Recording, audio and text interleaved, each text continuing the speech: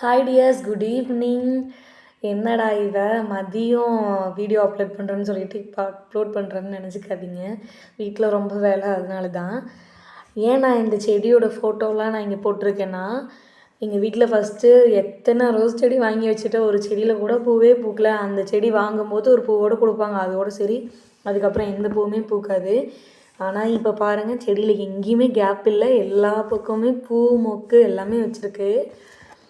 பார்த்துட்டிங்களா? இந்த 7 days ரோஸில் செடி பூரா மொக்கு இருக்குது. நான் ஆல்ரெடி இதை வாங்கி கூட ரொம்ப நாள் வச்சுருந்து பூக்கவே இல்லை. இப்போ மறுபடியும் ஒரு செடி வாங்கி தான் நான் அதில் ஒரு தண்ணி ஊற்றுறேன். அதனால தான். இப்போ இந்த செடி பார்க்குறீங்கள்ல, இதோட கதை இருக்குது, நான் சொல்கிறேன். அதுக்கப்புறம் இந்த எல்லோ ரோஸ் செடி, இதுலேயும் நிறைய மொக்கு வைக்கிது. இப்போ நான் வாங்கின செடியில் எல்லா செடியிலையுமே மொக்கு வைக்கிது. இந்த 7 days ரோஸ்லேயும் ஃபுல்லாக மொக்கு இருக்குது. பாருங்கள் ரோஸ் எவ்வளோ அழகாக இருக்குன்னு. இன்னும் பெருசாக வரும், இது சின்னதாக இருக்குது. நான் எப்போவுமே வீட்டில் இருந்தால் செடி கொஞ்சம் தண்ணி கம்மியானாலே நான் ஊற்றிடுவேன். அதுக்குன்னு ரொம்ப ஊற்றக்கூடாது, செடி வளராமல் போயிடும். அப்புறம் துளசி செடி இதெல்லாம் தானாக வளர்ந்தது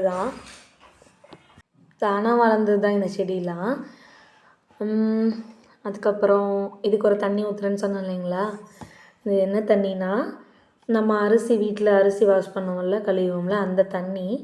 அதுக்கப்புறமா நம்ம வெஜிடபிள்ஸ் கட் பண்ணி போடுற தூள், வெங்காயத்தூள், தக்காளி, வெஜிடபிள்ஸே நம்ம அழுகி போயிடுது இல்லைங்களா, அதுக்கப்புறம் பழம், இதெல்லாமே அந்த அன்னைக்கே போட்டு யூஸ் பண்ணிடக்கூடாது. நல்லா ஸ்டோர் பண்ணி வச்சுருந்து ஒரு 1 week ஒரு 2 weeks ஸ்டோர் பண்ணி வச்சதுக்கப்புறமா அதில் தண்ணி நல்லா நல்லா ஊற்றிட்டு டைல்யூட் பண்ணதுக்கப்புறமா ஊற்றணும். ஒரு செடிக்கு ஒரு 2 கப் வீதமாக ஊற்றுனீங்கன்னா நல்லா பூ பூக்கும். இது நான் யூஸ் பண்ணி பார்த்துட்டு சொன்னது. நான் உங்களுக்கு அந்த செடி சொன்னேன் இல்லைங்களா, அது இலை தான் விழுந்திருக்கு. அதுலேயே பாருங்கள் எவ்வளோ செடியெலாம் வந்திருக்குன்ட்டு.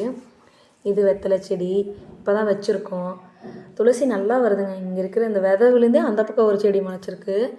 நல்லா செடி வளருது. நான் அந்த தண்ணி நீங்கள் ட்ரை பண்ணி பாருங்கள், நீங்களே சொல்லுவீங்க செடி நல்லா வளருது அப்படின்ட்டு.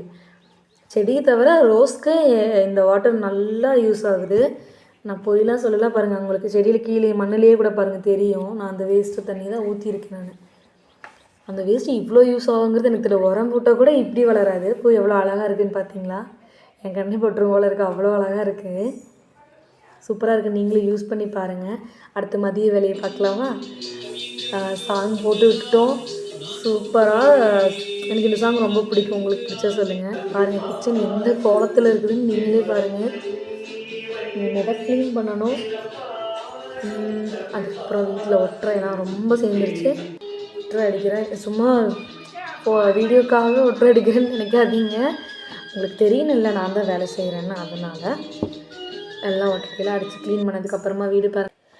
நான் உங்ககிட்ட சில விஷயம்லாம் பேசணுன்ட்டு இருந்தேன். நான் 2வது அப்லோட் பண்ண வீடியோலேயும் கமெண்ட் ஆஃபில் தான் இருக்குது. என்னென்னு தெரியல. நான் இப்போ தான் வீடியோஸ் போட ஆரம்பிச்சிருக்கிறதுனால அது என்ன ப்ராப்ளம்னு எனக்கு தெரியல. யாராவது இந்த வீடியோ பார்த்துட்ருக்கீங்கன்னா சொல்லுங்கள். இந்த ப்ராப்ளத்துக்கு என்ன பண்ணலான்னு கொஞ்சம் சொல்லுங்கள். இந்த செடியோட கதை ஒன்று இருக்குதுன்னு சொன்னேன் தெரியுங்களா? இது அமேசானில் நான் ஒரு ப்ராடக்ட் ஒன்று ஆர்டர் போட்டிருந்தேன். ஆனால் இந்த செடி தான் எனக்கு டெலிவர் ஆகிருந்தது. எதுக்கு வந்துச்சுன்னு எனக்கே தெரியல. வரும்போது அப்படியே காஞ்சி போய் வந்தது. எங்கள் அம்மா இதனால இருக்கட்டும் அப்படின்னு சொல்லிட்டு அந்த செடியை நட்டு வச்சு தண்ணி ஊற்றுனாங்க. அது இந்த அளவுக்கு வளர்ந்துருக்கு. பரவாயில்ல, நல்லா இருக்குது. Thank you tears. தேங்க்யூ ஃபார் வாட்சிங். பாய்.